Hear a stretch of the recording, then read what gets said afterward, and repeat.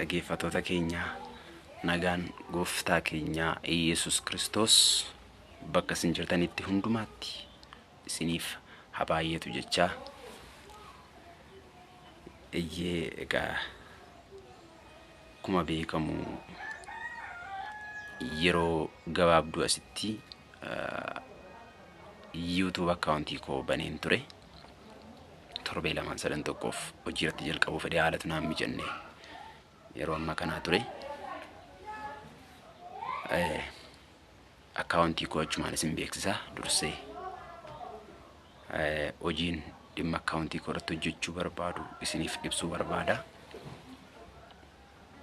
Innis maalidha yoo jettan gammee tube irratti gaaffilee macaafa qulqulluu hojii wal qabatan ibsa macaafa qulqulluu hamma ta'e tokko baay'ee beekaa ta'e osoo hin taane wallaalummaa kiyyatti hirkadhe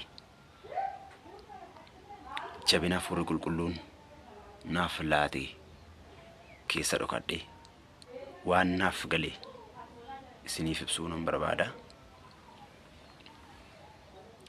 Akkasuma wantoota macaafa qulqulluu keessaa gaaffii natti ta'anii beektonni caccaalan baay'een isaanii waan jiraniif namoonni macaafa qulqulluu bal'inaan beekan isaan irraallee odeeffannoo garaa garaa fudhachuudhaaf annama macaafa qulqulluutti guddachaa jiru kiristaanummaatti nama guddachaa jiru waan ta'eef gorsa fudhachuu nan barbaada.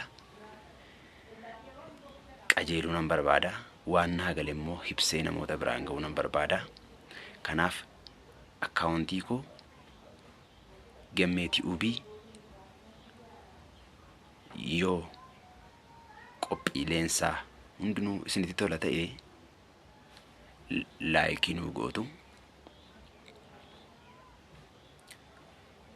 Qophiin dhiyeessu kun immoo namoota fayyadaa namoota hin barsiisaa jettu yoo ta'e immoo sheerii nuu gootan hiriyoota keessan biraan nuu geessu. Akkaawuntii kana immoo guddisuu qabna, jijjiiramuu qaba, haalli isaa fooyya'uu fi qaba jettanii na gargaaruu yoo barbaadu yoo ta'e immoo subscribe naa gootu. Dhaggeeffattoota koo akka kiristaana tokkootti garaa koo guutuun isin jaalladha. Amman isin jaalladhu Waaqayyos beeka. Baay'een isin jaalladha.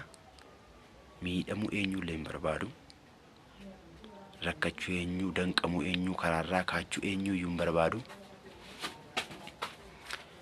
Waaqayyo inni nagaa nuuf laatee ayyaana nuuf baay'isee bara baraan ulfaatu jechaa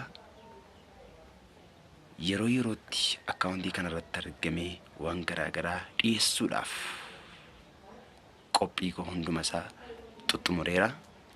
Na hordofaan isiniin jechuu barbaada. Torban keessaa guyyaa 3 yeroo itti qophii garaa garaa isinii dhiyeessuudha waan ta'eef baay'een isin jaalladha. Kabajamtoota koo naa jiraadha. Galmi keenya jireenya bara baraan nuuf haa ta'u isiniin jechuu barbaada. Galatooma.